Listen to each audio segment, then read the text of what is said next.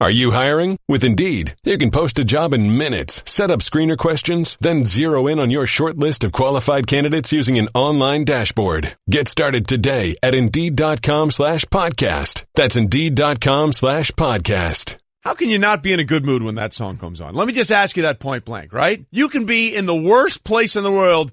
You hear that song, you're like, I'm good. Yeah. I'm good.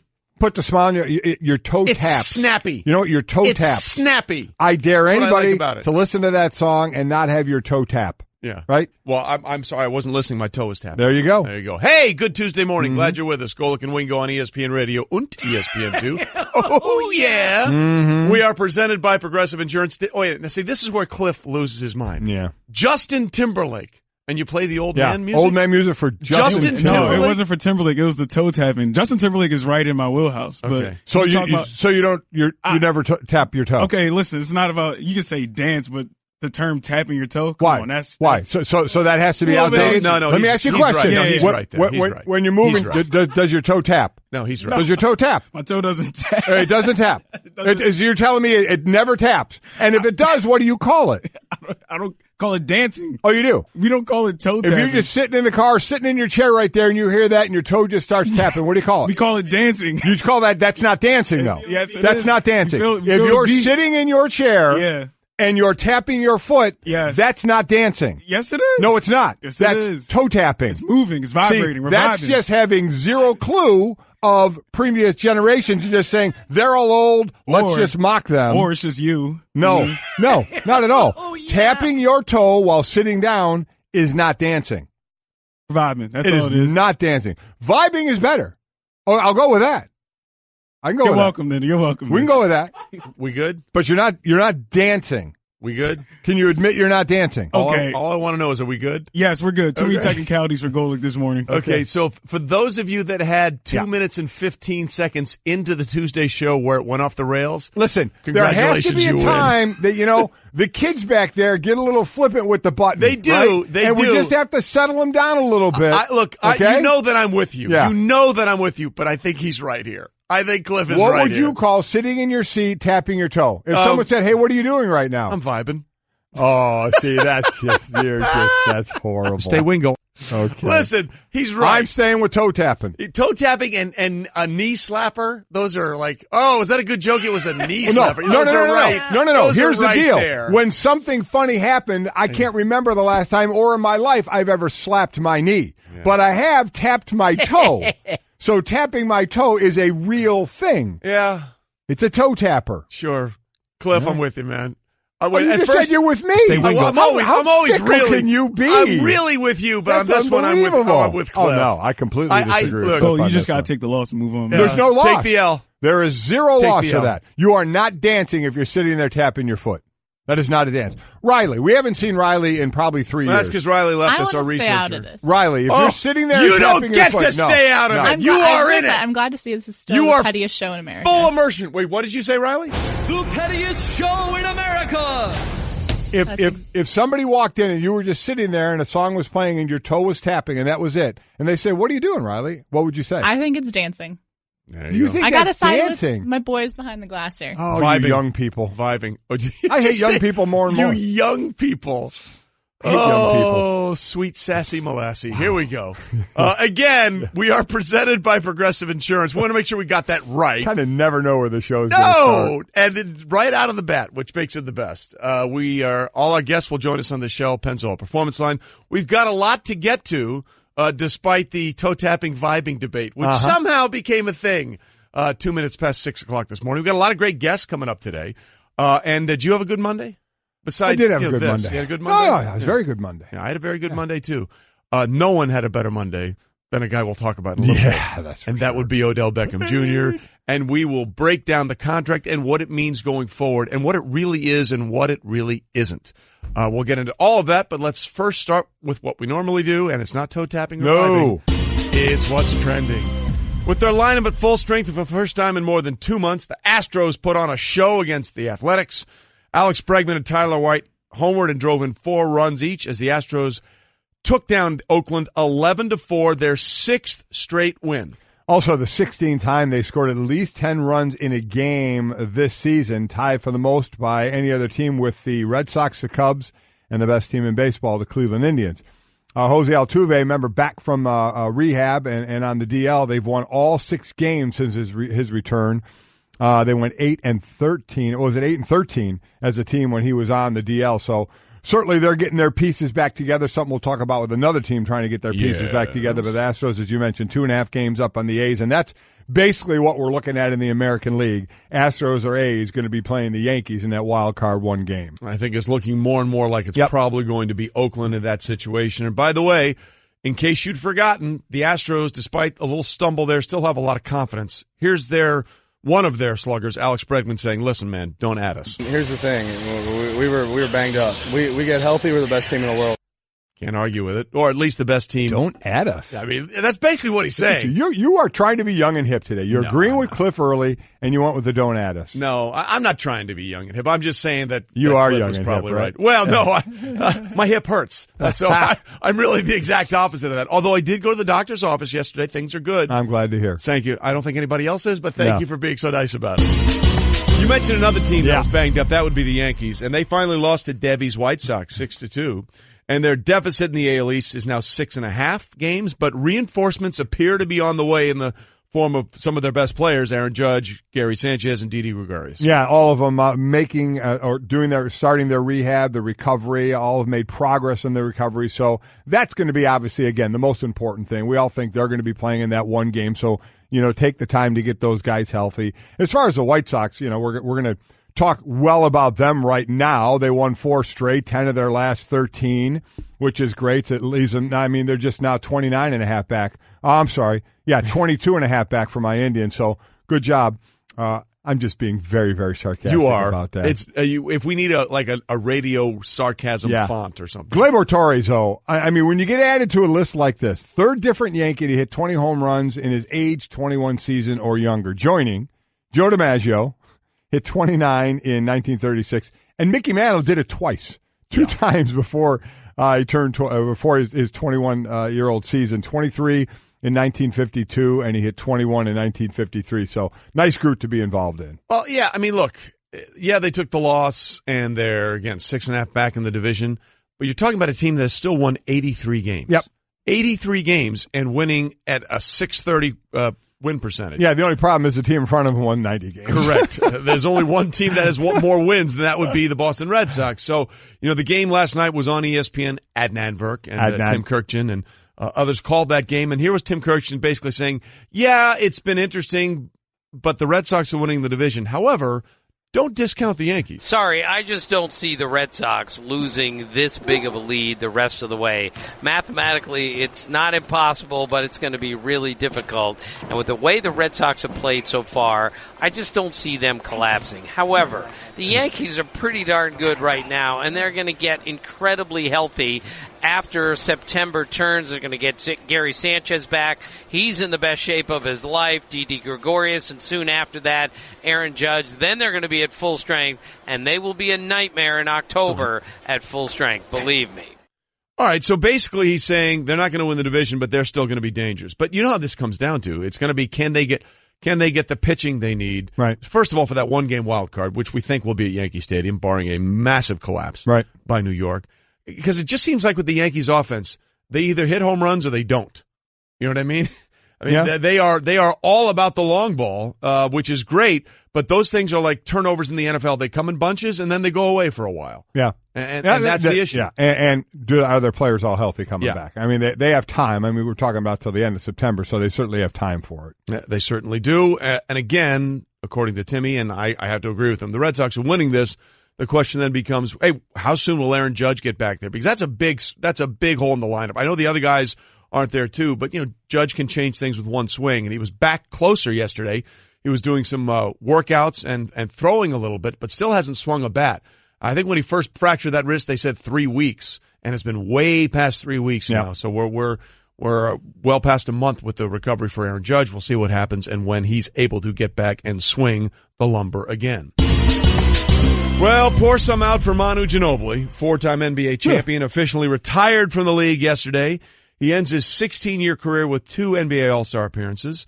a sixth man of the year, 2 All-NBA selections, and just sort of the ultimate team player. Yeah, yeah. You never looked at the Spurs, Mike, with Manu Ginobili and said he was the driving force of that team, but for lack of a better term, he was their glue guy. Yeah, right? I mean, between him, Tony Parker, you're talking about, back to the Tim Duncan, obviously, and what he added to that, and that grouping and what they won and how consistent they were, led by an incredible coach in Greg Popovich. So everything he has, including the gold medal from Argentina as a EuroLeague MVP. I mean, this guy's going into the Hall of Fame. It's no Pro doubt Basketball about Hall of Fame, so he's going to go in that for sure.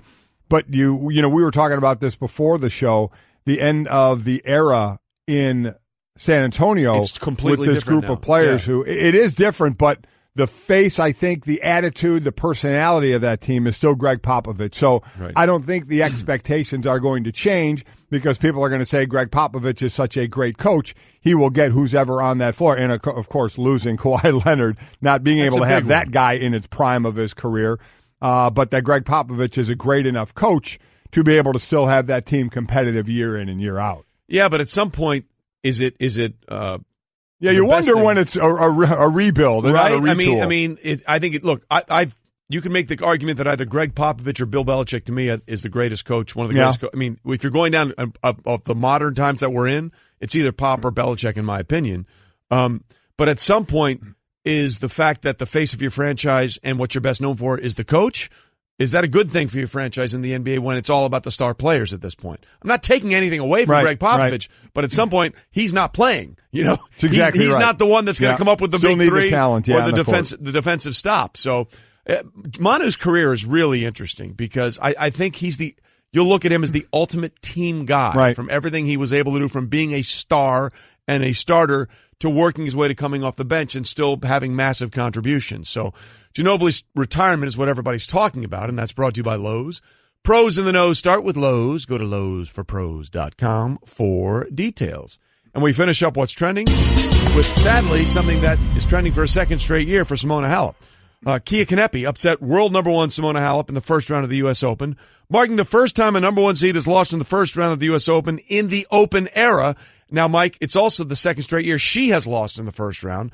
Simona lost in the first round last year to Maria Sharapova in what was a very controversial seeding and drawing for Sharapova, who was coming in as a wild card, and she lost. But Halep, who finally won her first major. Beat pretty good, too. She did. I mean, you know what she is? Simona is the ultimate counterpuncher. She's tiny. She is small. She got overpowered in this. That's exactly what happens to her, and that's why she's so great on clay. She made it to the finals a year ago and really lost it in the third set, and she finally won her first Grand Slam this year at the French. She's a counterpuncher, and that's where the clay helps her. But, on these harder surfaces like Wimbledon or hard courts like Australia or the U.S. Open, she can be overpowered, and that's what happened to her yesterday. Again, this is the first time a number one seed lost in the first round at the U.S. Open, but it's happened 5 other times in Grand Slams. Going to last year, Angelique Kerber lost in the French Open as a number one. Martina Hingis did it twice. In 01 at Wimbledon and 99 at Wimbledon. Steffi Graf did it in 94 at Wimbledon as well. So this has happened before, but the first time at the U.S. Open. And this one wasn't even close. You have Venus Williams won, Serena Williams won. They could meet in the third round. So that side of the bracket, or that quadrant, got opened up pretty well for Serena, as she started out kind of slow and ended up taking total control of her match. Right. Again, her and Venus will meet in the third round, it seems. It seems like we're heading for that. And again, Serena's still trying to make that first Grand Slam win since coming back from being a mother, so we'll see what happens going forward. Again, she improved to 68-1 in opening matches in majors. Serena did the second best record in the Open era behind Chrissy Everett at 56-0. All right, Golic and Wingo presented by Progressive Insurance with more than 30 unique coverage options available. Progressive knows small business. Learn more at progressivecommercial.com. Ladies and gentlemen, 1 down, 2 to go. Odell Beckham Jr. finally got his deal. And did you see Sterling Shepard's Instagram story? If you hadn't seen it, if you have any doubts about whether or not Odell is well-liked in the locker room, you can put that to bed. Basically, it was Sterling Shepard playing a song and everybody dancing around about the money that Odell Beckham got. Every wide receiver should be dancing. Correct. Yeah. Because he did what he was trying to do. He Reset the market. Yeah, he did. Odell Beckham Jr. gets that 5-year extension for $95 million, but in real terms, it's a 3-year deal with $60 million guaranteed in the first 3 years. And that really is a win-win, Mike, for both the Giants and Odell Beckham Jr. And what I loved about the way this played out is that there was a little bit of give on both sides to make it work, because it was bad. And by the way, Seth Wickersham has a very interesting, detailed article that is coming out later on today on ESPN.com. Is it out now? I think it's out already. Basically talking about what went down in the offseason. And it was about a 50-50 proposition that he was going to be traded. But you know what? Everybody pulled together to get this done, and the Giants got what they want. And they got a happy Odell back and in training camp as this process played out, and clearly Odell got what he wanted. And remember, these guys that are signing this, like from this class, the Zach Martins of the world, the other old linemen, the Jake Matthews, and the Taylor Lewan, these are all extensions. They're all playing on that fifth-year number that they were going to get. And then this deal kicks in, so 5 years after. So, Trey, when you're talking about this could be a 3-year deal, it really will be of him playing 4 this year and then 3 years of that extension. And we'll see it'll time out, as you mentioned, and you're correct. He's going to get another shot at this. Plus, I think it times out with how much longer does Eli have there? Right. And then the Giants can make their decision on what direction they're going to go, when you always end up having to restructure deals like this. Always. A couple of years into the deal. And everybody knows that, from player to team, everybody. The way sometimes they can load these things. And then you can decide when you move away from Eli, because it happens to everybody, will that be kind of a rebuild situation where you don't want to keep paying big money or pay big money again to an Odell Beckham, and he'll get it somewhere else. Don't get me wrong. He's going to get money as long as he stays healthy and keeps performing the way he's performing. But then the Giants will have that decision on what they want to do. You're exactly right. And listen, it was bad. I mean, obviously, things weren't working out with Ben McAdoo, the head coach of the Giants, for a lot of reasons, and that's why he's no longer there. But Dan Graziano says, hey, you got to give new head coach Pat Shurmur a lot of credit here in sort of doing what he could do to mend the fences so they could eventually get to this place between Odell and the Giants. Well, again, talking to people inside that building, we've been told multiple times that Pat Shurmur just sort of established the kind of relationship with Odell Beckham Jr. early and then throughout the summer, where the stuff he was saying made sense in a way that appealed to Odell Beckham. It's one thing for a team to say, we want you in camp, we want you in mini camp, we want you, all this. But it's another thing to explain why, right? And Pat Shurmur apparently struck the right tone with Odell Beckham Jr. to the point where Odell got on board with the program and thought it was the best thing for him.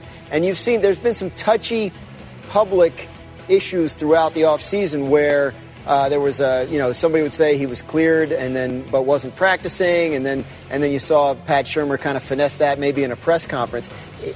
However it worked, team and player have been on the same page about what he would and wouldn't be doing while this was worked on and worked out. And obviously the end result has been extremely positive for both sides. Well, and it never got to the point of reality here, because not playing in the preseason, so what? Yeah. Reality would have been week 1. Correct. And we'll see if we get there with an Aaron Donald or with a Khalil Mack. Now, we're closer with Aaron Donald. We'll get to those guys because there's a couple of different ways of doing it. Odell Beckham did it the way of, I'm going to show up at everything, take my chances out there, not in preseason games, but in practice, and do those things and be out there with the team. Or the other side of it is Aaron Donald and Khalil Mack said, we're not stepping foot on the field until we get a new deal. Right. It can certainly work both ways, and if we see Aaron Donald signs a deal, then we'll see it work both ways. But the Odell Beckham, and as we've always known, deadline spur action, and the deadline is when the games actually really count, who you're going to have on the field. We don't know what Odell was going to do when we got to the regular season. We knew he wasn't going on the field in the preseason. He put that out there a long time ago. But what would have happened had this deal not gotten done? But that's what spurs action, is the deadline of, let's not tempt what may happen here. And let's get this deal done. So it worked out for both sides. I think we all saw this one coming. I don't think with any question about it at all. So, he's the highest paid wide receiver. That's where everybody thought it was going to go. That's what he wanted to do. That's what he wanted to do. That's what Aaron Donald is trying to do from his position. Khalil Mack from his position as well. They're all trying to do it. It's just a matter of working the numbers, because you see the numbers. 5-year extension, 95 mil, 65 guarantee, but there's always, you got to dive deeper into, as Trey was talking about, how much of the guaranteed in the first couple of years, how is it structured? Because there are team-friendly deals that work better for salary cap, for long deals. So they have to dive a little deeper into a deal like this and get more of the particulars to see how it's going to work. Yeah, listen, the numbers in an NFL contract boil down to what they are and what they really are every single time. Right. So this is a 5-year, $95 million extension in terms of what it could possibly be. The end of the day, this is a 3-year contract worth $60 million because he's getting $60 million in guaranteed money over the next 3 years. And that means really not when this deal is done, when they'll redo it, he'll be 28 years old. So this is a huge win for Odell because basically he'll get another, as long as he plays well, and there's no reason to think he won't, as long as he keeps playing at a high level, he'll get to kick the can one more time at the age of 28 and probably get another massive contract. So that's a win for Odell, and it's a win for the Giants because they worked this out together. Look at the way the Giants and Odell have sort of been through this on the same page together at the same time, and contrast that with what's going on in Oakland, where you have Khalil Mack, who, again, 2 years ago was named an All-Pro, not Pro Bowl, an All-Pro as one of the best 22 in the league at 2 different positions, and they haven't had a single contract discussion since February. It is somewhat amazing. And see now where the Giants are. We talked about this yesterday. Eli Manning with a $22.2 million cap hit. Olivier Vernon the next at 17. Now, Odell Beckham's isn't going to jump up that high just yet because it still has. He's still playing off the last year of his contract. And the same would be said for Aaron Donald if he were to sign. It would be, again, an extension, it would seem, instead of a redone contract that would kick in this year. And again, we'll keep talking about this all morning long. But look, I love the way it worked out. I love the way it worked out, how it worked out. I love the way it worked out for Odell and the way the Giants were able to work it out as well. We got a lot of guests for you on the football side of things coming up. 7 o'clock, Frank Reich, the Colts head coach, will join us. We'll be joined at 8 o'clock by the man who has been given the keys to the kingdom, and that would be Patrick Mahomes, the second-year quarterback, and the expectations for him with all the toys they have available to themselves at Kansas City. Our newest NFL analyst, Dan Orlovsky, will stop by. And then at 9 o'clock, Joe Thomas, 10-time All-Pro, will stop by as well. And HBO and Hard Knocks has done something that I didn't think was possible. The Browns are suddenly very interesting and very hot in a lot of people's eyes about what might be coming this season. But on the college side of football, one of the best coaches of all time who is a very good decision maker can't seem to make a decision. We'll get to that, Mike. Remember when you couldn't order a ride at the press of a button? Or get online without hearing this? Or get Domino's delivered to over 150,000 unexpected outdoor locations? Wait, what? Introducing Domino's Hotspots. You can finally get pizza delivered right to the beach, the quad, or the dog park. Not at home? Not a problem. Find a Domino's hotspot near you and get 2 medium 2-topping pizzas delivered for $5.99 each. 2-item minimum. Handmade pan pizzas will be extra. Ask for this limited time offer. Prices, participation, delivery area, and charges may vary. Restrictions apply. Visit Domino's.com for details on Domino's hotspots. When it comes to hiring, you don't have time to waste. You need help getting to your short list of qualified candidates fast. That's why you need Indeed.com. Post a job in minutes. Set up screener questions, then zero in on qualified candidates using an intuitive online dashboard. And when you need to hire fast, accelerate your results with sponsored jobs. New users can try for free at Indeed.com/podcast. That's Indeed.com/podcast. Terms, conditions, and quality standards apply. Golic and Wingo with you, ESPN Radio, ESPN2. You want to get in touch with us? Get in touch with us at the 1-800-Flowers.com Twitter feed at Golic and Wingo, or call in 860-506-5505. What do you think of the Odell Beckham Jr. contract? And more specifically, what do you think about pumpkin? Oh, yeah. Bring it up, Mike. Pumpkin flavor. So, it's coming out everywhere. It's officially coming out today, the pumpkin spice latte at Starbucks. It's the earliest official release. They've done kind of unofficial earlier releases, but this is the earliest official release. It is today that they're releasing their pumpkin spice latte. So I dig the pumpkin flavored things around this time of year as we get close to, Halloween, Thanksgiving, all the wonderful things where pumpkin flavor comes into play. So what we've done at Golic and Wingo is we have put the question out there to you as far as time of the year.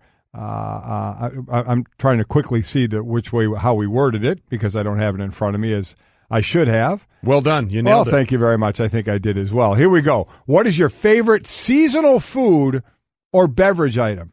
Seasonal food or beverage item. Obviously, that's self-explanatory. You don't really get it all year round. So, seasonal food or beverage item. I'm a huge fan of the pumpkin flavor, whether it's a latte or if it's the time that pumpkin pie really comes into play. I'm a big fan of pumpkin pie. We know Mel Kiper is every day of the year, having a piece every day. Sometimes with a some whole whipped pie. cream. It's exactly Sometimes right. a whole freaking pie. So I'm a monster fan of the pumpkin spice, the pumpkin flavor. So what's your favorite seasonal food or beverage item? You can hit us up at Golic and Wingo, or you can put it on a message, phone message, 860-506-5505, 860-506-5505. Is pumpkin that for you? Is that what it is for you? I'm still thinking about it without a doubt right now. I mean, because it's the most immediate and it's right in my face right now. A little snappy? Yeah, it's a toe tapper is what it is. Right now I'm leaning that way, but there's a lot to choose from, no doubt about it. If you have to go on, look, I like the pumpkin stuff because you can put pumpkin on almost anything. Yeah, you can. You can put it in a latte. Yeah. There's some really good pumpkin spice beers and ales out there. My wife Rock and I were solid. just at the grocery store yesterday, pumpkin flavored Pop-Tarts. All right. Okay, it works for me. You just mainline sugar Well, for large portions of the day. Pop-Tart is a food group. It's a sugary base. It's not as a food group. Is Pop-Tart, okay, got to put it out there. Is Pop-Tart a food group? Put that up. Without a doubt. Get that up there. It's a breakfast food. He wants to know if he thinks Pop-Tart's a food group. It's Is food Pop-Tart group. a It's food a breakfast group? food. It's not a food group. It's a All right. candy. It's a breakfast food. It's a candy with some shortening and lard. All right. It's delicious, don't get me wrong. Yes. But that's what it is. Don't ruin my experience. I'm not. My favorite, seasonal thing might be bark. The Christmas bark with the white chocolate. Oh, yeah, like the and peppermint? Yeah, it's so good. that's really good. That one, I could mainline that stuff. Yeah. Yeah. That's Some why people have already come in, like eggnog. Eggnog, the thing with I love eggnog. I'm not a big fan But of if you have eggnog. more than 2 cups of eggnog, you feel like you're sloshing around. Yeah, that is true. It's like, blah, blah, blah. Okay. By the way, researcher Riley is puking in there thinking about all the food. Yeah, that it's a lot of she's stuff. not happy with us at all. No. So anyway, back to actual things besides pumpkin and bark. Bark! I really like the bark.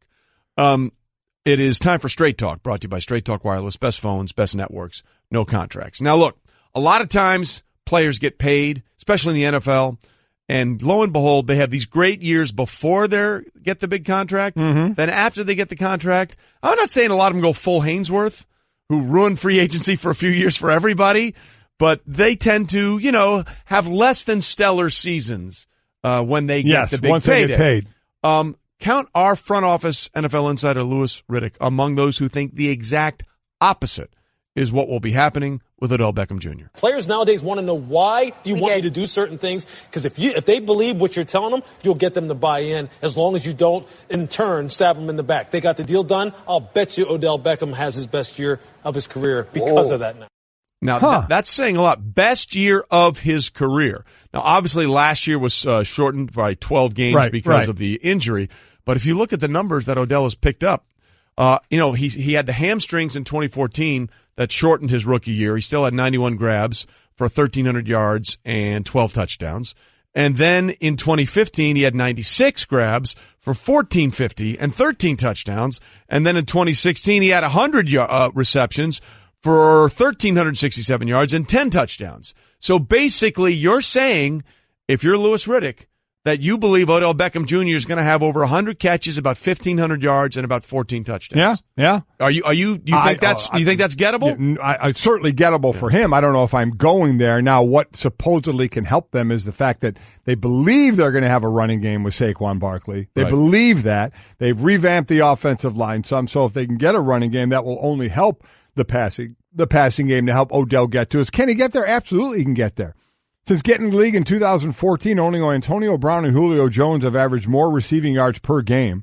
Brown 104, Jones 103, Odell 94. Beckham's the only player in NFL history to record at least 90 receptions and 1,300 yards in each of his first 3 seasons. So he's been playing great. It's the reason he got this money.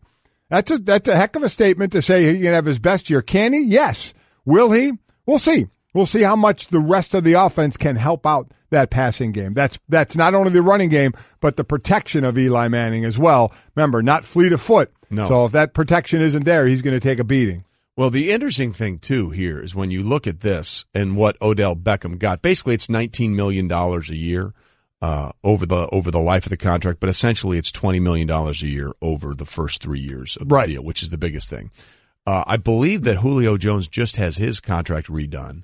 And I think he's looking at the numbers he got now and is probably saying, "Oh, sure, wow." Yeah, he just got a little bump. He didn't really get any kind of an extension or ripped up and redone. He got a few $1 million added to his deal. Which, by the way, we should all be so. Oh, it's exactly right. So exactly we're going to throw right. a few extra million at you. But it's not this. No, believe me, every receiver in the league is happy about this because it incrementally helps them. Now, you don't even have to be one of the best receivers; it just ups everything. So it's a good day for wide receivers in the NFL. It certainly is. And it makes for an interesting discussion here. We get into this a little bit later. A lot of people are saying the 2014 draft class for wide receivers may be the greatest of all time because you look at Sammy Watkins, Kelvin Benjamin, Mike Evans, Brandon Cook, Odell, Jarvis Landry, Allen Robinson, Martavis Bryant.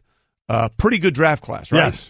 I would say to you that there is a much better draft class out there, and I don't think it's even close when it comes to the wide receiver position. We'll get into that a little bit later. Look, the 2014 has the potential to be very good. Yes, it does. With 3 or 4, but I think a couple of guys in that draft class have already been a little bit overrated. I think there's a draft class, the depth of it at one position, at wide receiver, I don't think it'll ever be touched. Support for the Golic and Wingo Show podcast comes from our friends at Rocket Mortgage by Quicken Loans. Let's talk about buying homes for a minute. Because of rising interest rates, there's a lot of unpredictability when it comes to buying a home these days. It's causing a whole lot of anxiety with folks. Well, our friends at Quicken Loans are doing something about it. They're calling it the power buying process, and here's how it works. Quicken Loans will verify your income, assets, and credit in less than 24 hours to give you a verified approval. This gives you the strength of a cash buyer.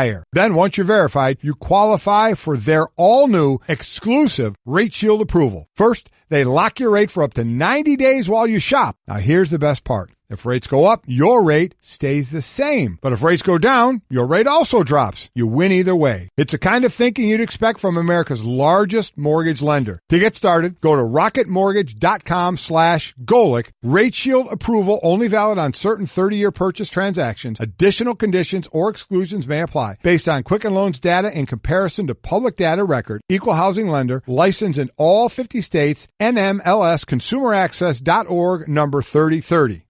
I dare anybody to listen to that song and not have your toe tapped. Sorry, I wasn't listening. My toe was tapped. There you go. There you go. Oh, yeah. Justin Timberlake. And you play the old man music? Old man music for Justin Timberlake. No, it wasn't for Timberlake. It was the toe tapping. You're telling me it never tapped? Yes. That's not dancing. Yes, it is. No, it's not. Vibing. That's all it is. Not dancing. Vibing is better. You're welcome. We can go with that. We good? Yes, we're good. Too many technicalities for Golic this morning. I think Cliff is what right would here. you call sitting in your seat, tapping your toe? If someone said, hey, what are you doing right now? I'm vibing. I totally abandoned you there, just so you know. You really did. I did. Sports Center brought to you by Pennzoil. September means one thing, football. Before you head to the stadium, make the switch to Pennzoil to make sure you get the most out of your drive. Pennzoil Synthetics gives you complete protection for top-engine performance so you can get to every game in time for the tailgate. Make the switch to Pennzoil today. We got a lot of early tweets on that as well, all the way from it's not dancing. I said when you're sitting there toe tapping, it's not dancing. Cliff said it's dancing. Matt Boy says it's not dancing. Matt Boy said it? Matt Boy. Well, if Matt Boy said it, then it's listen. done. Matt Boy. Ryan says you just love ripping the people tweeting in. These are true. people friends of the show. No, we love our Ryan says you're both wrong. It's keeping the beat. Okay, now I like that. I don't mind that, but I mean, like that. Arnold says Golic is 100% correct. If toe tapping is dancing, Golic's going golfing with Wingo after the show. You want to go golfing today? Not a chance. I didn't think so. Yeah. So, all right, we continue here on ESPN Radio and ESPN2. By the way, quick update. We talked about Julio Jones's new deal. He got some new money basically thrown his way, about $3 million, $2.9 million. He'll make $13.4 million in 2018 instead of $10.5. And he's got to be looking up at what Odell got at 19 now. At least this year he can say he's making more than Odell. Remember, the deal for Odell doesn't kick in until next year. So for this year, he's making more than Odell. Feel good for this fall and then feel bad. Although they did this saying they will conduct good faith negotiations. Kind of what they did with Antonio Brown a few years ago. Yes. Was it not with the Steelers? Kind of a bridge deal to keep you happy. And then when they did that with Antonio, they overpaid him more than they needed to the first time around, but then he surpassed that pretty clearly. I think Julio Jones will get a much bigger deal going forward. He's going to be okay in 2019. But yeah, his extra $2.9 million suddenly doesn't look so good. Goes to what Odell Beckham Jr. has gotten. Okay, so that was one of the big things that's been going on in the NFL. The other thing that's been going on in college football is we're into real week 1 coming up. Yes, it was we are. week 0 last week, but this is the first real week when a bunch of the top teams are playing, including Alabama taking on Louisville. And they released their depth chart. Right. And the depth chart had far too much depth at one position. That would be quarterback, where both Tua Tagovailoa and Jalen Hurts are listed as co-starters. Now, look, we all know they're both not going to start the game. So the question has been, much in the same way Doug Peterson has been badgered about Carson Wentz and when he's coming back, everybody at Alabama wants to know who's going to be the starter, to which Nick Saban basically said, shut up. They both have done a good job in fall camp, and we're excited about the progress that both guys have made and what they're capable of doing. If I'm ready to tell you, I'll tell you.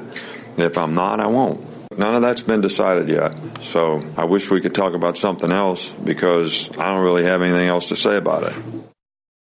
Problem is, he's still going to be asked Well, about he it. is going to be asked about it as he sits there in the morning and enjoys his 2 oatmeal cream pies, which he eats every morning, kind of like Mel Kiper does the pumpkin pie. And then he'll have that Coke right on the stand. Very, very cool, though, to eat those every morning. Here's the deal, and you've certainly seen this before. This is a way to not have somebody transfer. You heard Tua said if he didn't get in that national title game, he was probably going to be transferring. He got in that game, and they certainly needed him in that game. There was the question of Jalen Hurts, during the offseason, was he going to hang around? Remember, then Tua broke his thumb or broke a finger. I think it might have been his thumb in spring and didn't practice a lot in spring, so Jalen Hurts was running the show then. And then there was a question, would Jalen stay around? Jalen said he's graduating in December, and he will be around. But this is something coaches do to appease both so nobody transfers. Correct. To keep them around and to not make that decision early. They know who their starter is. I mean, come on. I mean, and the players know who the starter is going to be, even if they're still kind of splitting reps. Players know what's going on. That's just a place where you're not going to get the info out, much like the New England Patriots. They're not going to give that info out. So I think we all believe Tua is going to be the guy that is there. But coaches do this. Nick Saban is not alone in doing something like this to try and keep both sides happy so somebody doesn't transfer, because you do have to think about the real thought process of injury if another guy has to come in and play. You're exactly right. And let's be clear. Yes, they'll eventually have a starter week 1 against Louisville, but whoever needs to be entrenched at the starter, that really doesn't have to happen until week 3, according to our college football analyst and former Alabama quarterback, Greg McElroy. McElroy, you speak Nick Saban. What's he saying there?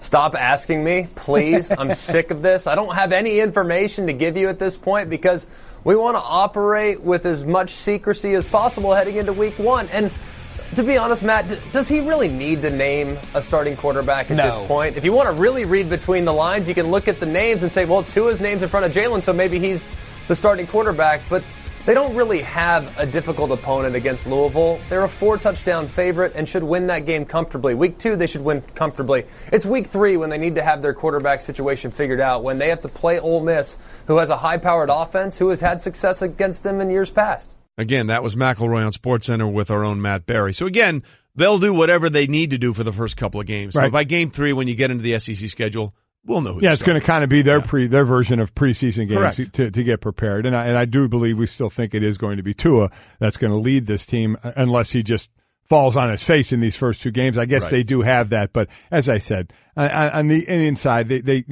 Greg said he wants to stop answering that question. The question is going to be asked because everybody wants to know the answer, but they already know the answer inside that building. And again, they've got a few games to figure this out, and we'll find out who the actual starter is for week 1, I believe, pretty soon. We're confident that Tua Tagovailoa is going to be the long-term answer at Alabama starting quarterback when it matters. Confidence Theme brought to you by National Mortgage Lender. Quicken Loans. Apply simply, understand fully, mortgage confidently. Speaking of confidently, how confident are the Colts in Andrew Luck? We'll ask their head coach. Stay with us. Remember when you couldn't order a ride at the press of a button? Or get online without hearing this? Or get Domino's delivered to over 150,000 unexpected outdoor locations? Wait, what? Introducing Domino's Hotspots. You can finally get pizza delivered right to the beach, the quad, or the dog park.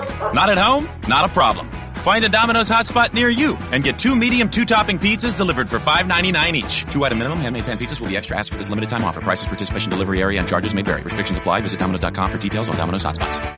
This month, you're going to want to keep you and your car's engine cool. Make the switch to Pennzoil and enjoy every drive this August. Pennzoil Synthetics give you complete protection for top engine performance, so you can get the most out of your car and your summer. Golic and Wingo, ESPN Radio, ESPN News. Presented by Progressive Insurance. All phone guests join us on the Shell Pennzoil Performance Line. You know, I couldn't help but listen to Andrew Luck there in that rejoin and some of the sound we were talking about and how Frank Reich, keeps them focused and on schedule.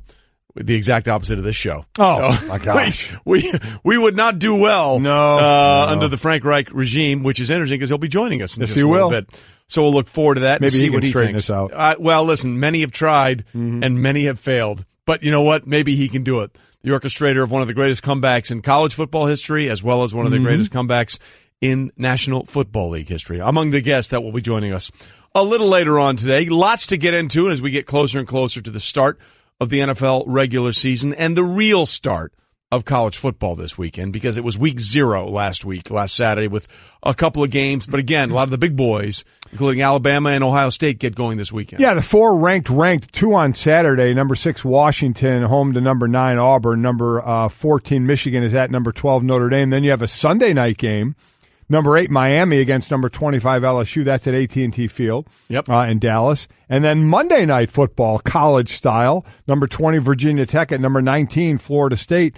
DeAndre Francois won the starting job back. Remember, he tore his patella, I believe it was in the first game of the season last year. He's had some issues off the field as well. A little bit of trouble he got in. Ends up winning the starting spot back. So 4 ranked versus ranked this weekend to start off the season. Exactly, which gets us in full football mode, and we'll get to even more of football after a minute. But let's start with what's trending, and what's trending is Odell Beckham Jr. is one happy giant. 5-year extension, finally got the deal that makes him the highest paid wide receiver in the NFL. Beckham is receiving a $95 million max deal, but here's the bottom line. Yeah. $65 million in total guaranteed money, and more importantly, according to a source telling our Josina Anderson, worth $60 million in the first 3 years of the contract. So again, these deals, they're usually you get the first few years out of them, and then you have to redo it somehow, some way. So and everybody knows that going in.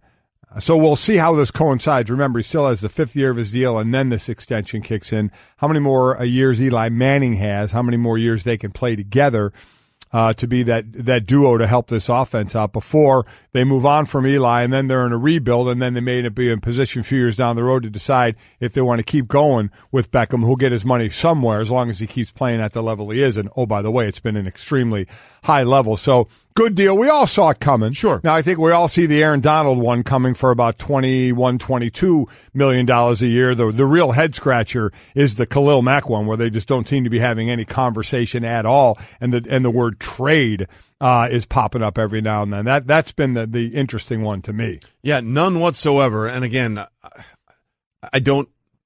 I'm sure there's a plan that makes sense for them where they are thinking about maybe not having Khalil Mack. I don't see it. And we'll see how that plays out if in case that is the fact.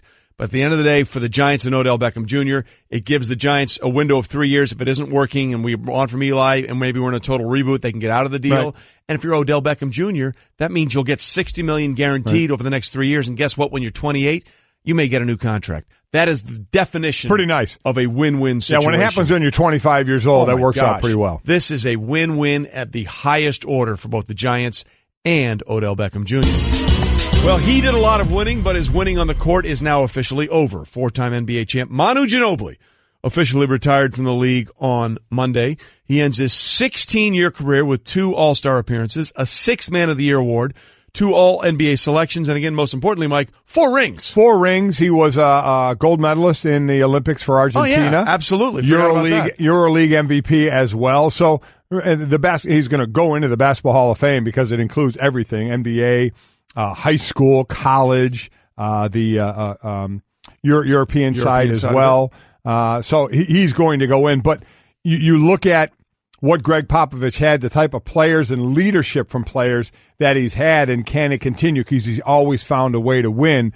And Greg Popovich is always going to get the benefit of the doubt. But at some point, are you rebuilding rather than just retooling, and are they getting close to that point? Kawhi Leonard, which would have been the centerpiece of this team, is not with this team. They lose one of the old guard in Ginobili, so you just wonder if Tony Parker too. We're starting to rechurn this team, and what kind of magic can Greg Popovich keep going?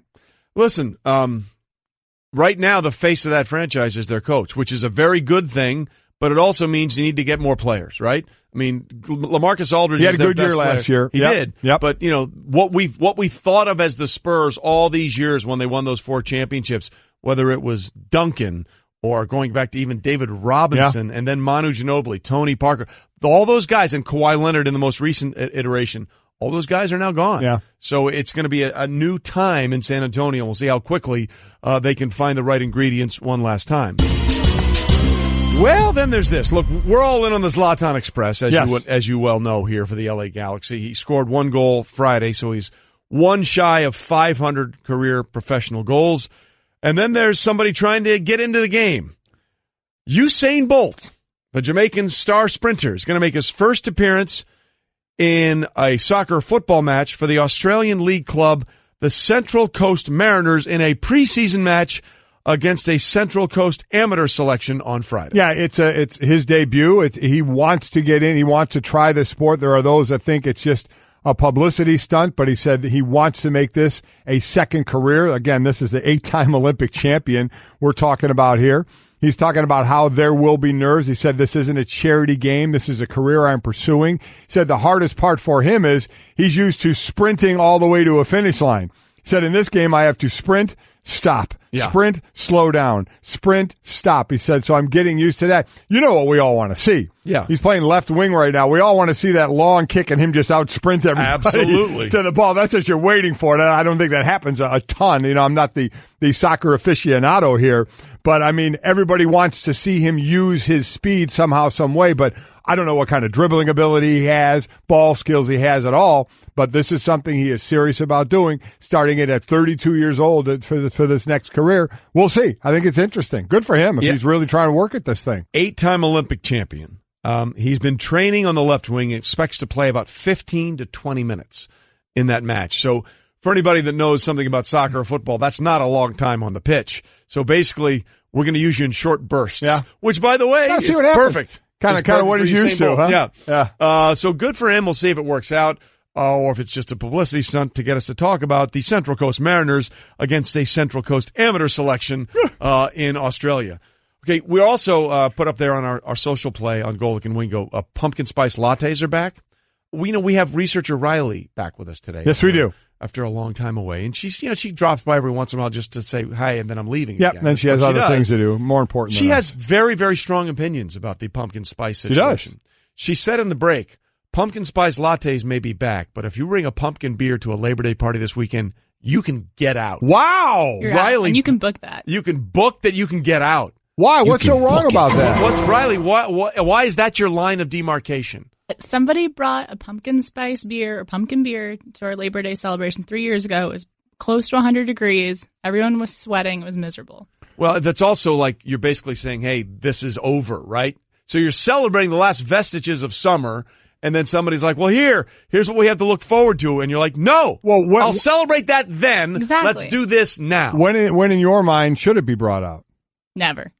You Never? don't like pumpkin beer? I'm out on pumpkin. How about you're out in on any general. pumpkin? Oh, Yes. really? But I respect those that choose to indulge. Pumpkin Because seeds? there are those, we've been getting some tweets that people are saying this is too early to have any kind of the pumpkin spice come out for the fall because it's not September. Again, this is based off Starbucks putting out their pumpkin latte, the earliest they ever have officially put it out today, August 28th, the earliest they've done it. So is it too early? But we've asked then, what's your favorite seasonal food or beverage item? And boy, oh boy, everybody's coming to the table on these.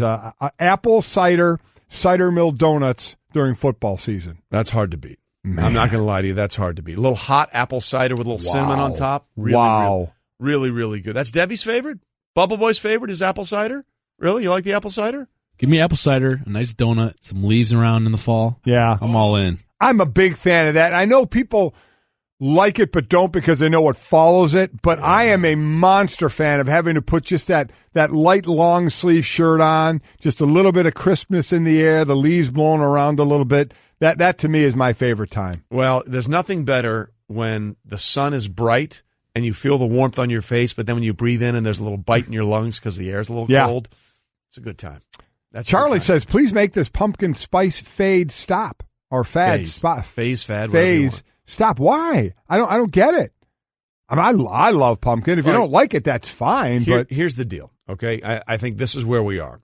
I think we're all a little concerned that it's coming out too soon, because that means we're moving on from where we currently are. By the way, it's supposed to be like 4,000 degrees here today. Yeah, so it does seem a little unusual. That's true. I don't know what the temperature is where you are, but on the East Coast, we are literally on full bake mode for the next couple of days. But this all is a precursor to the thing that always happens too early. And you know what that is. Christmas commercials in September.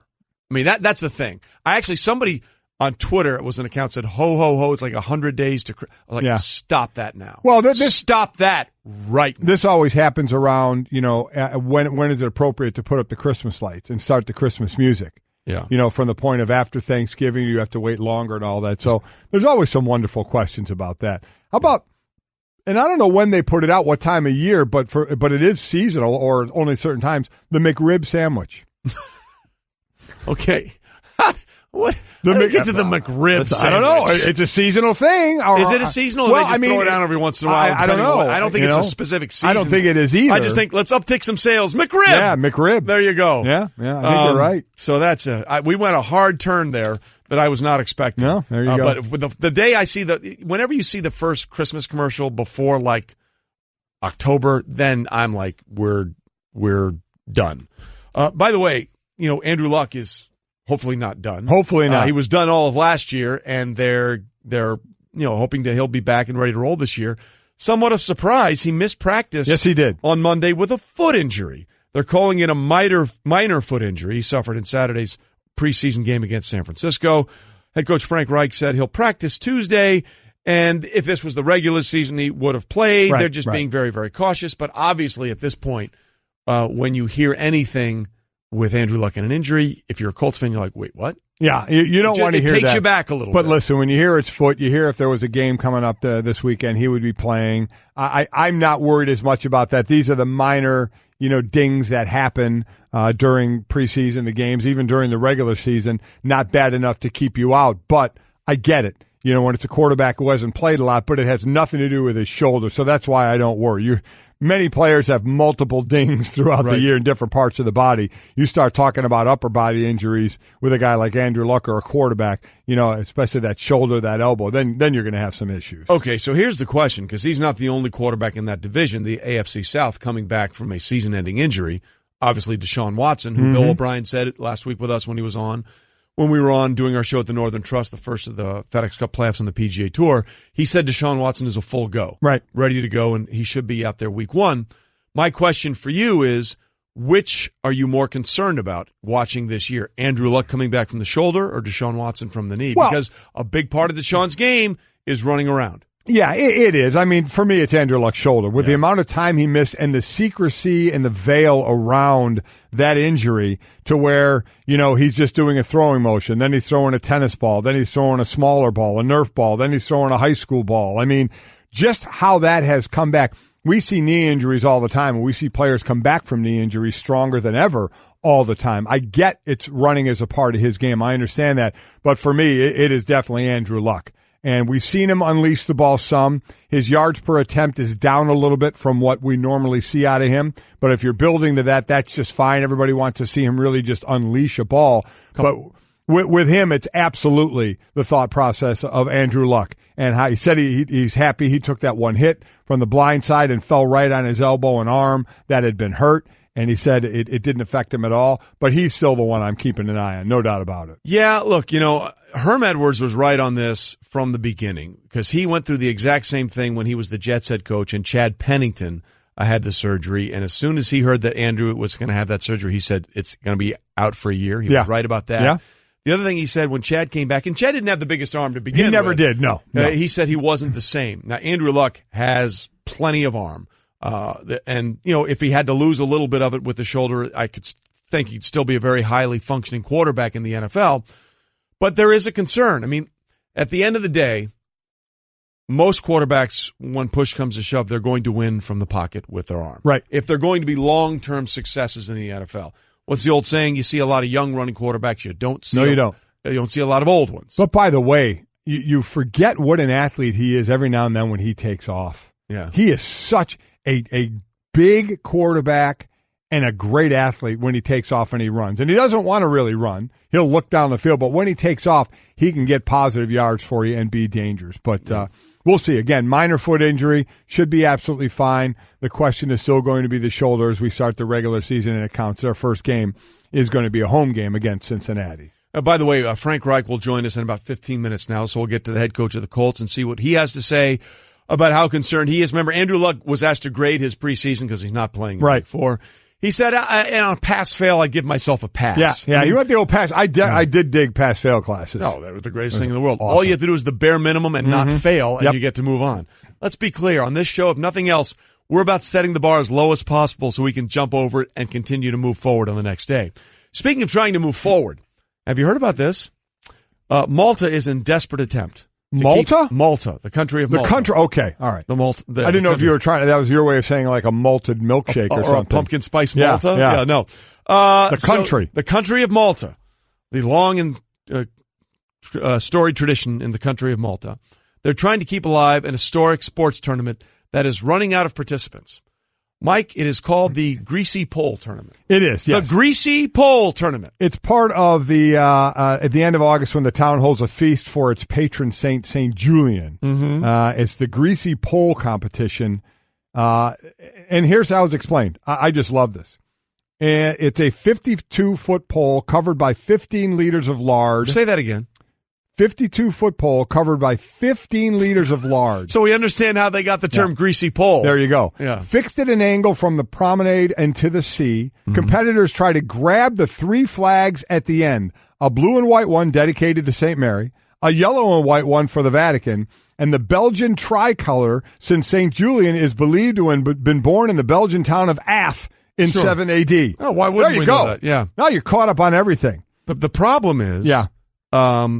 they're not having enough competitors. Because only those that help in the organization of the festival can take part in the Greasy Pole Challenge. So yeah, and organizers say that number's dwindling. Participation has declined while costs, especially for insurance, have soared. Well, why would you need insurance if you're trying to climb up a 52-foot pole covered in lard? Mm-hmm. What could possibly go wrong there? Would you do that? Are you a good climber? I see you as a good climber. I was a decent climber, but this pole is covered in lard. Yeah. I mean, so I don't see it ending well. That's why you get the term greasy pole. It doesn't end well. And basically, you would see these people take off and run. They'd lose momentum or traction. Then they would dive into the sea. Or if they were close, they'd try and make that dive for one of the flags to try and get there. I see it ending poorly. If you want more participants, just open it up to more people. Yeah. You have really slighted it yourself by saying only those involved in the organization of the festival can take part. Just open it up to other people. Well, here's my favorite part. The watching crowd delights at the awkward angles in which they invariably fall into the Mediterranean. A few suffer minor injuries. You know who could solve their problem in Malta? Who's that? Eagle fans. Eagles fans. Remember what they do in Philly to sell? Oh, yeah. They grease the light poles. Yeah, they're very good at climbing those poles. They don't care. Yeah. And those aren't even at an angle. Those puppies are straight up. You're right. So Malta, you guys got to come correct. Yeah. I mean, this angle thing, Cliff, you got to be all in on this, right? How many of your boys from Philly could go over to Malta and say, piece of cake here? Everybody back home. Yeah, like this is nothing, right? They should send Folks in Philly are laughing at this story in Malta right now. They should send some Philadelphia fans out there to show them how it's done. Not the guy that ate the horse poop. Not him. Let's not send that guy. Yeah, let's send the guys who know how to climb a light pole covered with lard straight up, because folks in Philly are laughing their butts off at the idea of it's difficult to climb up an angled pole in Malta. I first try and think in any of these things when you're having some sort of festival and you're looking for things to do, where you say, you know what? Let's angle a long I've got a great idea. And put lard on it and have people run on it. I mean, who comes up with that? Obviously, there were drugs way back when. People who have had way too many pumpkin spice beers. I would say so. And not at Riley's Labor Day party. Yeah. Let's be clear about that. But again, Malta, we're here for you. Yeah, we are. We are here for Malta. like everything else over the last couple of years, just turn to the city of Philadelphia. We have people trust the process. Yes. Bring Eagles fans to Malta. Problem solved. We have done. People that can handle your larded poles. Exactly. Well, there you go. Mm-hmm. If you have a greasy pole issue, this is the show for you. There you go. Remember when you couldn't order a ride at the press of a button? Or get online without hearing this? Or get Domino's delivered to over 150,000 unexpected outdoor locations? Wait, what? Introducing Domino's Hotspots. You can finally get pizza delivered right to the beach, the quad, or the dog park. Not at home? Not a problem. Find a Domino's hotspot near you and get 2 medium 2-topping pizzas delivered for $5.99 each. 2-item minimum. Handmade pan pizzas will be extra. Ask for this limited time offer. Prices, participation, delivery area, and charges may vary. Restrictions apply. Visit Domino's.com for details on Domino's hotspots. When it comes to hiring, you don't have time to waste. You need help getting to your short list of qualified candidates fast. That's why you need Indeed.com. Post a job in minutes. Set up screener questions, then zero in on qualified candidates using an intuitive online dashboard. And when you need to hire fast, accelerate your results with sponsored jobs. New users can try for free at Indeed.com/podcast. That's Indeed.com/podcast. Terms, conditions, and quality standards apply. Glad you're with us on a Tuesday morning. Golic and Wingo, ESPN Radio, ESPN News. We are presented by Progressive Insurance. All phone guests join us on the Shell Pennzoil Performance Line. You can get in touch with us, 1-800-Flowers.com Twitter feed, or call in 860-506-5505. Mike, we're getting tons of voicemails about your favorite seasonal food. Yes, I'm digging that. I'm looking forward to jumping into that more. You know what else you like to do? Just I think is natural kind of human competition. You like to compare yourself with people of your era. Yes. Right? See how they're doing. Yeah. I don't like Frank Reich much. Neither do I. Well, we like Frank, but for this comparison, we don't like same him. Draft as me. Yeah. Okay? 1985. Yeah. He went in the 3rd round. I went in the 10th round. Yeah. He played 14 years, part of one of the greatest comebacks in NFL history. And, oh, by the way, did it in college as well. Yeah. I played 9 years. He's a head coach in the NFL right now. I'm sitting next to you. You're stuck staring at me. I mean, you want to talk about clear winner and loser in all of this. It's a problem for you. Let's talk to the winner. By the way, I'm also the draft class of 85, and again, I was undrafted that year. I was very much undrafted. Golic and Wingo, presented by Progressive Insurance. Get your quote at Progressive.com today. But as you said, and Michael Singletary has the sort of the line for the show. I want winners. I want people that want to win. And we're joined now by a guy that won. Yes. That's Colts head coach Frank Reich. Joins us on the Shell Pennzoil Performance Line. Get triple action protection for optimal engine performance with Shell V-Power Nitro Plus Premium Gasoline. Frank, good morning and congratulations on being the winner out of all three of us from the draft-eligible class of 1985. That's pretty good. That's a great intro right there. Good to be with you guys. Well, great to have you on. So we heard from Andrew Luck after his final preseason stint. I mean, we're assuming he's not going to play in the 4th preseason game. He said he gave himself on a pass-fail grade. He gave himself a passing grade. In other words, the lowest bar he could possibly crawl over and still feel like he can move on. What is your assessment of what you've seen of Andrew so far this summer, Frank? Everything has been great. I mean, it's been fun to work with, just his mindset. I mean, you're around great players. That's the fun thing about coaching in this league. You just get to be around players with this mindset, and he's a unique guy, just grinding away at it every day to get better. It's been fun. Frank, so of the latest injury, he didn't practice yesterday, just so we have that out there. He had a foot injury that he hurt while scrambling in the game. You say it's minor. Where are we with that? Yeah, I mean, it's real minor. I mean, he would play, just being precaution. We're not going to play this week, so let's be smart and just get it healed up right, and nothing too big. All right, Frank, for kind of an overall look at the preseason, so many people put so much on some of these games. Just to kind of take people on a deep dive, explain to them what goes into the offense, how, for lack of a better term, vanilla offenses are in the preseason, and from the defensive side of the ball of what you're showing on defense as well. Pretty vanilla. I mean, pretty vanilla, and especially, I think, for first-year staff. When you have a slight competitive, I wouldn't say it's a huge competitive advantage, but a slight competitive advantage that they don't know exactly. I mean, because we're a different staff. I mean, sure, I have the strong Philadelphia connections, and the success that we had there will be a big part of it. But, bring Nick Sirianni in as the offensive coordinator and a whole bunch of other staff. And it's a real collaborative effort. And so we'd like to think it's continuing to develop. And then defensively, same thing. So yeah, you got to keep that competitive advantage, I think, and just be pretty vanilla and just worry about trying to evaluate players and see who's going to make your team. Frank Reich, the Colts head coach, with us now this morning on the Shell Pennzoil Performance Line. Listen, Andrew Luck is the franchise. We know that, and as he goes, a lot of the fortunes of the team will go with the Colts in 2018. And Frank, over his first 5 NFL seasons, only one quarterback, Ryan Tannehill, was contacted/hit more times inside the pocket than Andrew Luck. That's obviously a reason why you guys went guard with Quentin Nelson with your first pick in the draft. Look, offensive line play, specifically guard play, doesn't get a lot of love. But for anybody that knows football, you saw what Quentin Nelson was doing at Notre Dame, and you see the things he's already starting to do on the offensive line for you guys. How good can this guy be?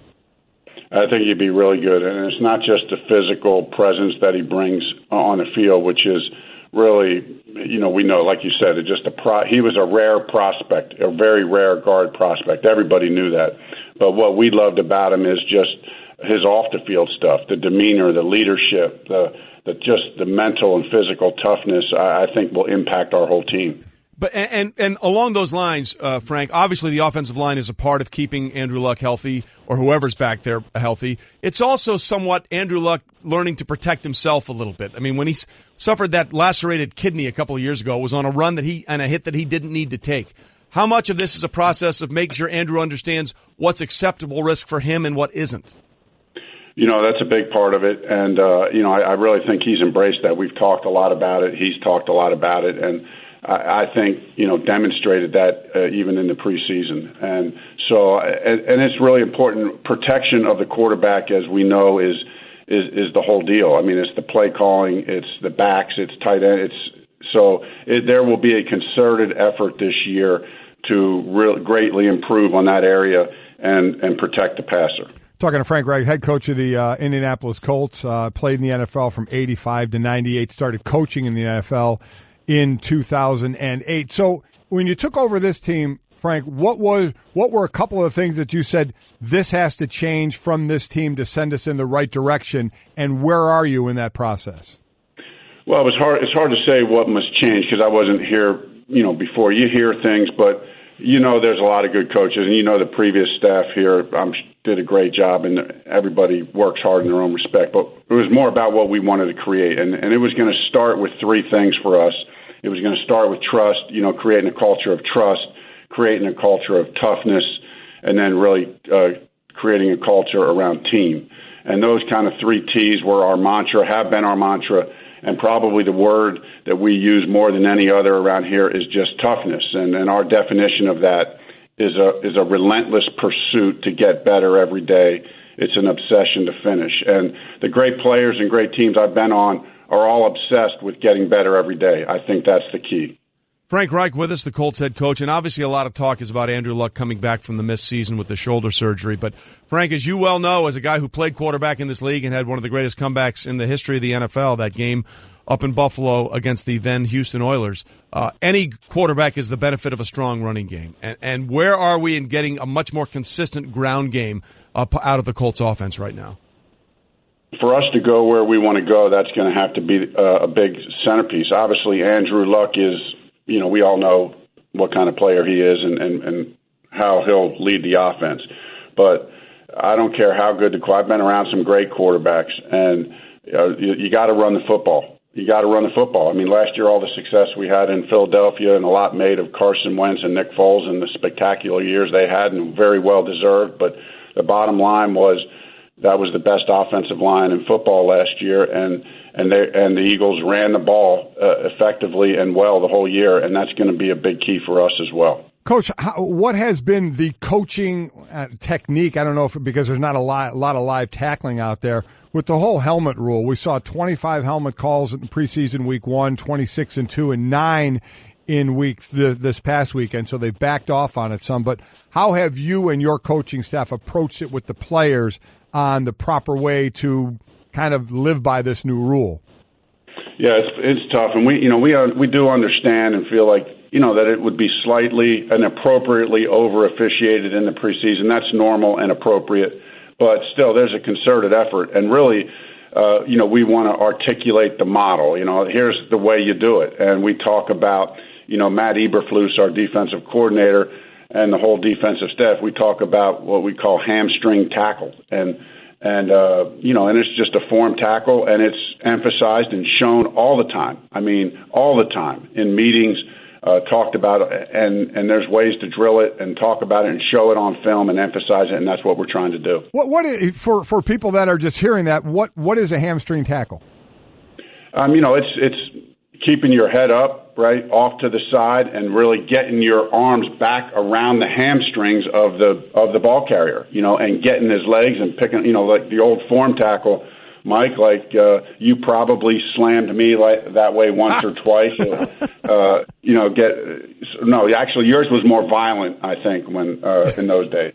Well, on those rare times, he actually got certainly to the was with quarterback. Clyde Simmons. That's for sure. You're absolutely right. Frank Reich with us, the Colts head coach. And for those that don't know, there was a time where Frank Reich had on his resume at the same time the quarterback from Maryland. So Scott Van Pelt would be mad if I didn't say that. He's a Terp.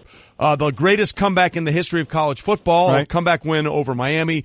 And I think still the greatest comeback I ever saw in the NFL, the wild card game up in Buffalo against the Houston Oilers. Listen, for a guy who was a backup for most of his career, to have those two things on your resume in the NFL and in college, what did that mean to you to know that you were that guy who on more than one occasion found a way against all impossible odds to rally your team for a win? It just reminded me why football is the greatest game, because of the team aspect of it, that, to overcome something like that, football's not like other sports where one person can take over and dominate. Those games that we came back and won, I was incredibly blessed to be on teams and have veteran leadership coaches, and you see everything click: offense, defense, special teams. I mean, those were fun memories. And the greatest thing I think in sports, is to say, we did it. There certainly needs to be some individual performance. That's very important. But what I love about this game is the we, and that's what motivates me. Well, it is the ultimate team game. There's no question about it. And much in the same way people in Boston say Bucky bleeping Dent, I'm serious, the people in Houston this day say Frank bleeping Reich. Yeah. After what he was able to do in the second half of that game, and one of the greatest games I've ever seen. It was ridiculous. Frank, thanks for being with us this morning. We appreciate it, Thanks, man. Coach. Thanks, guys. Frank Reich, another member of the draft class of 85. 85, yeah. What a solid class. Third round, 10th round, undrafted.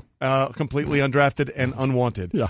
Support for the Golic and Wingo Show podcast comes from our friends at Rocket Mortgage by Quicken Loans. Let's talk about buying homes for a minute. Because of rising interest rates, there's a lot of unpredictability when it comes to buying a home these days. It's causing a whole lot of anxiety with folks. Well, our friends at Quicken Loans are doing something about it. They're calling it the power buying process, and here's how it works. Quicken Loans will verify your income, assets, and credit in less than 24 hours to give you a verified approval. This gives you the strength of a cash buyer.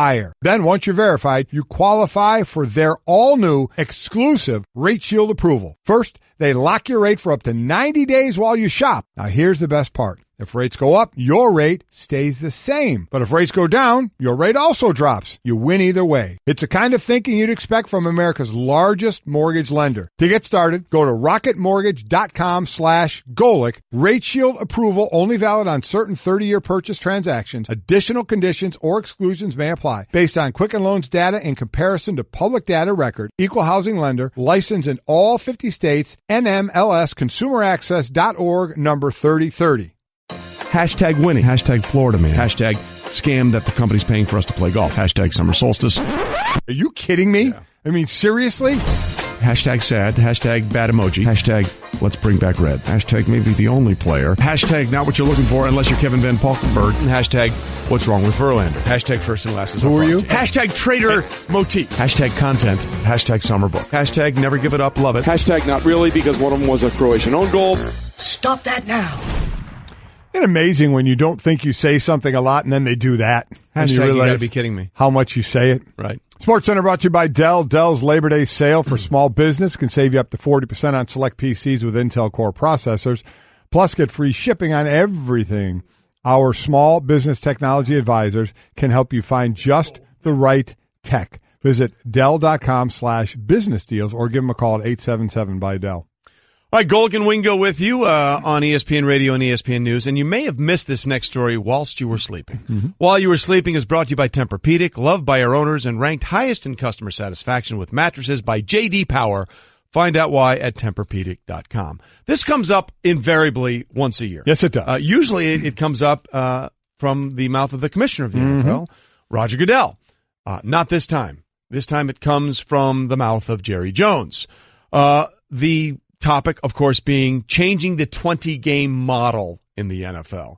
When you say 20-game model, what do you mean? Well, it used to have 6 preseason games, 14 regular season games. Now we have 4 preseason games, followed by 16 regular season games. And every once in a while you hear, hey, why don't we have 2 more regular season games and cut the preseason down to 2? It is Jerry Jones, the Cowboys owner and Hall of Fame member, talking about this. Told the Dallas Morning News, I was a big advocate of this in the last negotiation. I made the presentation. You can see how I did it. And he said, I can make the case that we have an uptick in concussions in the preseason. If you look at it, I would contend there will be less exposure. Now, hold on a minute there. Oh. There's the devil is always in the details, right? Mike, there may be more concussions in the preseason, but you know what? They aren't happening to players who are probably going to be starters or actually making your team. Mostly guys that end up, guys that are going to end up getting cut, or back-end roster guys, or invariably guys that unfortunately aren't going to have a job. Correct. You see that because they're playing most of the time. Correct. So they're the ones that are getting the concussion. And a lot of times they're out of position. They don't know what to look for. Or they're just, they're just right below NFL level, so maybe their technique isn't as good. So exactly. Yeah. So don't use that as an argument. I'm not buying that one. That's a bogus argument. That's when you're throwing in there to try and prove your point. Hey, I care about the players. Yeah. Don't try that. Here's the real reason why he wants to go to 18 games. And this is something that every player should consider. I believe they should consider it, but make sure you understand what you're doing. Jerry goes on to say, by adding 2 more regular season games, it would provide more than $1 billion to the players. It's certainly worth considering.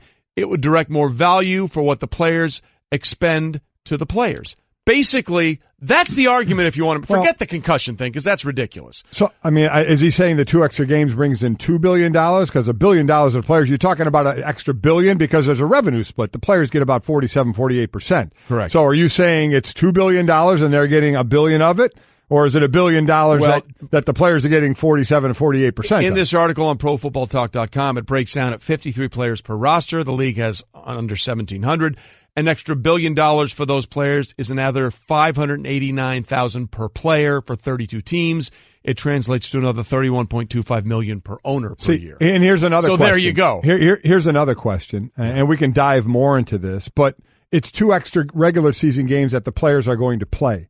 I wonder how many starters on any team in the preseason in the 4 games play enough to even equal 2 games. That's exactly. So you are definitely playing more by the 2 regular season games. You can definitely get more money, but players, if they want to think about this, I mean, in negotiations, you want to think about, do you get a bigger roster size, and things like that. There are other things to consider to try and get from this. I think we're going to get here, but you can definitely negotiate during this. Yeah, look, understand what this is. This is a chance for both players and owners to make more money. That's it, bottom line. It has nothing to do with player safety, because it's actually the opposite of player safety. But if players are willing to say, hey, for more money, it's worth it, hey, go for it if you feel like it. Coming up last year, Louis Riddick was all in on Jared Goff, the Rams quarterback, and he was right. This year, he's all in on our next guest who says he's going to be better than Goff. He's coming up next. Stay with us. When it comes to hiring, you don't have time to waste. You need help getting to your short list of qualified candidates fast. That's why you need Indeed.com. Post a job in minutes, set up screener questions, then zero in on